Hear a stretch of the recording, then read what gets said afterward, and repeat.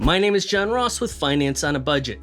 My wife blamed me for all the years that we struggled to keep our house. I kept telling her that the banks were completely uncooperative and that they were making it impossible to resolve the situation before it became worse. By the end of the ordeal, she had conceded that the bank did nothing to help us keep our property. They only wanted to get it back in their control so that they could auction it off for half of what they said that we owed. In my last video, I talked about how foreclosure starts.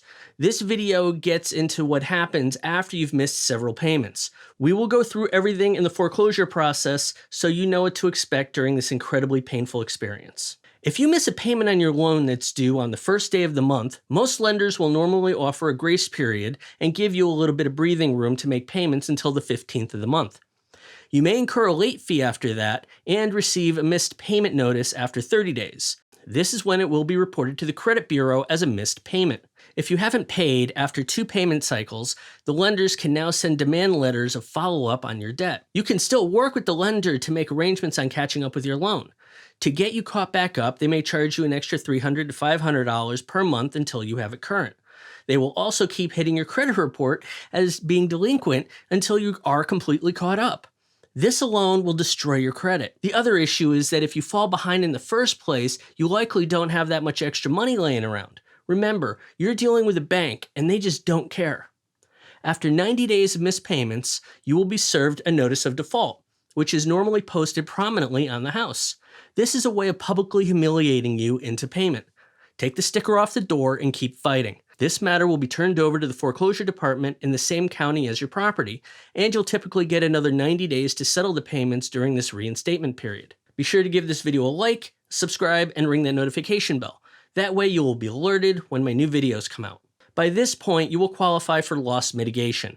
In Connecticut, we also have a court-mandated mediation. I doubt every state offers this, but if yours doesn't, do some research to see what is available for you. In any case, this is where the foreclosure may be stopped, depending on your state, and you are allowed to meet with someone whose job it is to keep you in the home. During the loss mitigation process, you will provide the bank with all of your finances documenting where every dollar goes. Similarly, yet alternatively, court mediation is where you will meet informally with a court-appointed lawyer, and he will go through all of your finances with you. How much money you make, how much you spend. He won't be so much as creating a budget, but he will basically be trying to find out how much money you can actually afford for housing. He will then schedule a date with a lawyer from the mortgage servicer and see if there is any way to make a deal. It's basically the same thing. The difference is when you deal with a mediator, they tell you what paperwork they want, they collect it all, and submit it to the bank for review.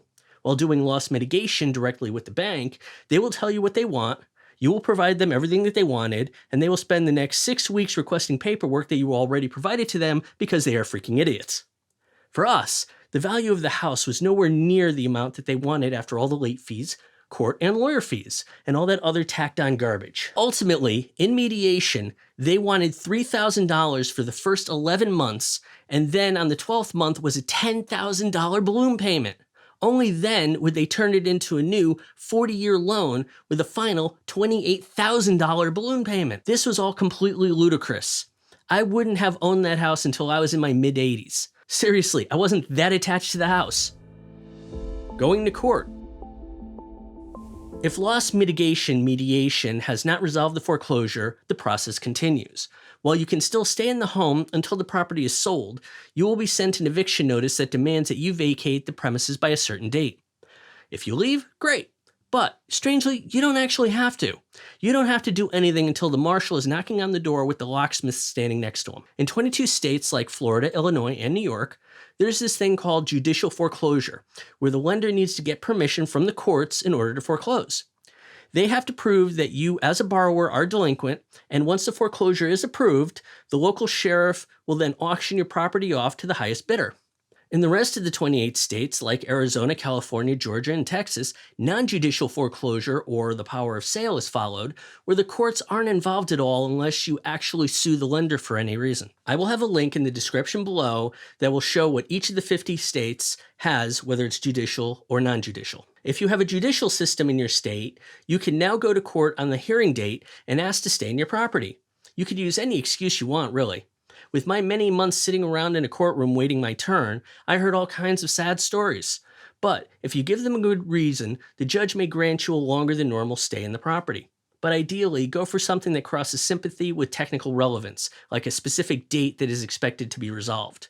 I know, it's crazy, but if you can find a solid 2-month excuse, you'll likely be given an extension to stay in the property.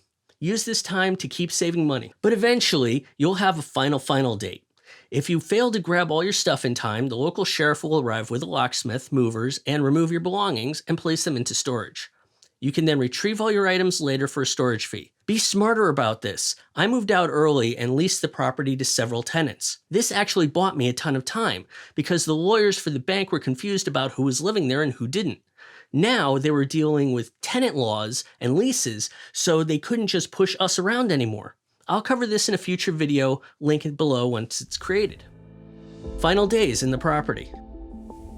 Depending on your state, a notice of trustee sale will be recorded if you still fail to make payments. A notice will be published in the local newspaper for 3 weeks, and your property will be placed in public auction, where it will be awarded to the highest bidder. Whoever wins is entitled to immediate possession. If nobody buys the property, the lender will be the owner. They can now attempt to sell the so-called bank-owned property through a broker. You won't necessarily be around for all that.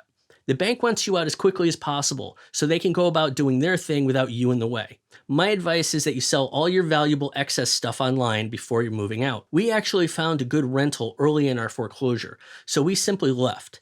Little did we know that we would have this property for more than a full year before we actually needed to leave.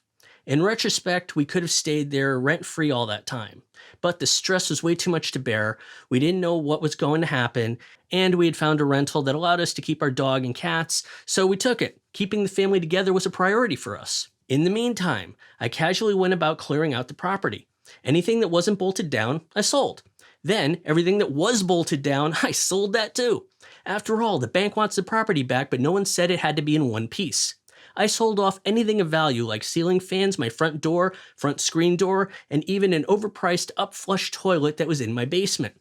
I just took pictures of everything and listed it online. If I had an interested buyer, I ripped it out and sold it. I also cleaned up the house with a fresh coat of paint, and I rented it out as a 6-month lease, then month to month. By the time the bank finally wanted everybody out, they had all moved on anyway. I don't necessarily recommend this. In my case, there were 3 girls, and there was nothing but drama. Fight. The cops were there. I'm just saying. You can also imagine that as month-to-month tenants, they were not the most financially stable. Someone was always paying later and later. So maybe doing an Airbnb could be a better result. I just didn't want to clean up after slobs spending the night. Going through a foreclosure was the second most stressful thing I ever did. The first most stressful thing was the moment I decided to fight the bank in court. They never saw me coming. The mortgage itself was illegal, and I'm glad I stood up to them. Banks are bullies. I'll have a future video about that, and I'll include a link to that in the description below.